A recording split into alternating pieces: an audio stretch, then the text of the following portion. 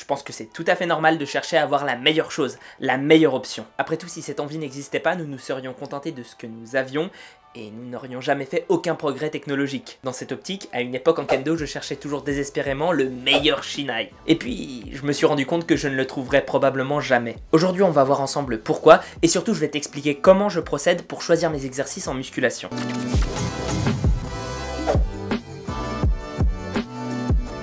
Le nombre d'exercices que l'on a en musculation, et je parle véritablement de musculation, pas uniquement de culturisme, est quasi infini. On doit donc procéder par élimination pour pouvoir s'y retrouver, comme une espèce de gigantesque qui-est. Pour ça, tu devras savoir ce que tu veux, et crois-moi, ça n'est déjà pas si facile que ça. Est-ce que tu veux prendre de la force ou du muscle? Est-ce que tu veux devenir plus performant ou simplement t'entretenir? Est-ce que la vitesse est importante pour toi? Je te renvoie à ma vidéo sur la force pour connaître les principales caractéristiques sur lesquelles un exercice de musculation peut influer. Une fois que tes objectifs absolus seront clairs, tu auras déjà restreint les possibilités. Mais il en reste tout de même pas mal, donc il faut passer à l'étape suivante. Savoir exactement quelle partie de ton corps tu voudras faire travailler. Attention, il faudra bien le mettre en relation avec les questions d'avant. Ça n'aura que peu de sens de faire des exercices analytiques ou d'isolation, ça dépend de ton appellation, si tu veux devenir plus performant sur un mouvement athlétique. Une fois que tu auras déterminé ça, une étape filtre sera de connaître tes possibilités en termes d'équipement. Qu'il est difficile d'intégrer un squat à la barre quand on n'a pas de barre. Et si t'as la ref, bravo, t'as un peu de culture. Maintenant, on rentre dans ce que j'appellerais des réglages un peu plus fins. Savoir si l'exercice est adapté à toi. Et ça va consister en 3 choses majoritairement. Ta morphologie, qui est souvent reliée à ta connexion corps-esprit.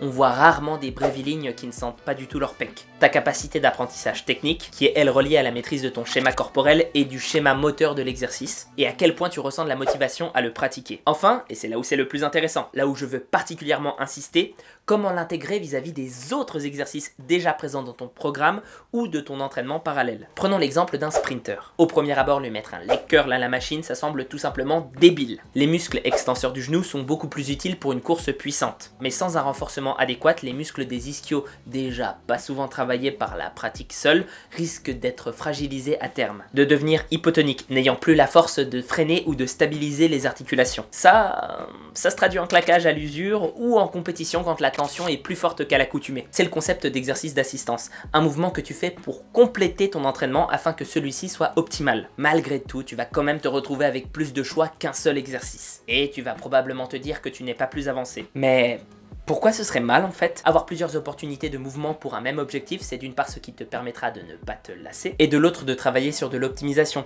du détail, des angles différents, et c'est ce qui te permettra à long terme de plus performer, que ce soit de façon athlétique, mais aussi en culturisme. Refaisons tout le processus depuis le début, avec un exemple en culturisme et un autre en prépa, afin que tu comprennes au mieux. J'ai envie de prendre du volume musculaire, ce sur les membres inférieurs, avec une priorité sur les quadriceps. J'ai accès à une salle de sport avec des barres, des poids, bref, tout ce dont tu peux avoir besoin. Supposons que j'ai une morphologie standard, avec des leviers pas spécialement avantageux, mais pas spécialement désavantageux non plus. On va aussi dire que c'est le tout premier exercice que j'intègre dans mon programme, et que j'ai vu sur le compte Insta de Geek & Fit que Gaïs recommandait le front squat pour ses nombreux avantages. Oui, c'était une pub déguisée pour mon Insta sur lequel je fais quelques fois des vidéos sur les exercices que j'aime bien. Je donne aussi des conseils dessus très régulièrement, puis j'ai un Discord, un Utip, sinon tu peux partager, liker, commenter, t'abonner et activer la cloche. Bref, reprenons. Du coup, il est logique à ce moment-là de le mettre dans ton programme. Il est adapté à une surcharge progressive importante car c'est un mouvement polyarticulaire qui utilise de grands groupes musculaires. De plus, c'est un bon exercice pour tous ceux qui ne sont pas naturellement avantagés au traditionnel back squat, et cerise sur le gâteau, il répond à ton critère de mobilisation prioritaire des quadriceps. En guise de variation, si un jour tu t'en lasses et ou simplement que tu as envie d'optimiser tes gains musculaires, tu pourras mettre des chaînes pour faire varier la courbe de force, et ça rendra le mouvement plus facile à l'endroit où il est censé être le plus dur. Tu pourras même travailler en pliométrique et ou mettre des élastiques. Le travail en hypertrophie pure te permet une large gamme de variables pour trouver ce qui te correspond le mieux à toi, et que ce soit un exercice simple ou même plein de petites combinaisons. Bon, ça c'était l'exemple facile parce qu'on va pas se le cacher, l'hypertrophie c'est souvent moins technique que la prépa pour trouver les exos. Prenons maintenant le cas d'un coureur qui veut améliorer sa vitesse globale. Pareil, accès à tout ce qu'on veut en termes de matos. L'idée de base ce serait de se dire qu'on veut un exo polyarticulaire qui travaille à fond les extenseurs du genou. La force ainsi dégagée se transmettra en termes de performance. Mais disons qu'il a déjà du back squat dans son programme, mais qu'il n'arrive pas bien à sentir ses fessiers travailler sur cette variante. Et on identifie à l'analyse corporelle en plus de ça qu'il a effectivement un gros retard sur les fessiers. Avec tout ce qu'on sait, voici ce qu'on pourrait mettre en place. Du hip thrust unilatéral travaillé avec des poids en guise de résistance, mais en explosivité. Donc moins lourd et plus dynamique. Note bien d'ailleurs que quand tu travailles en explosivité, dès le moment où tu commences à ralentir le mouvement, il faut arrêter la série. Pourquoi cet exercice? La course est un mouvement qui fait fonctionner une jambe après l'autre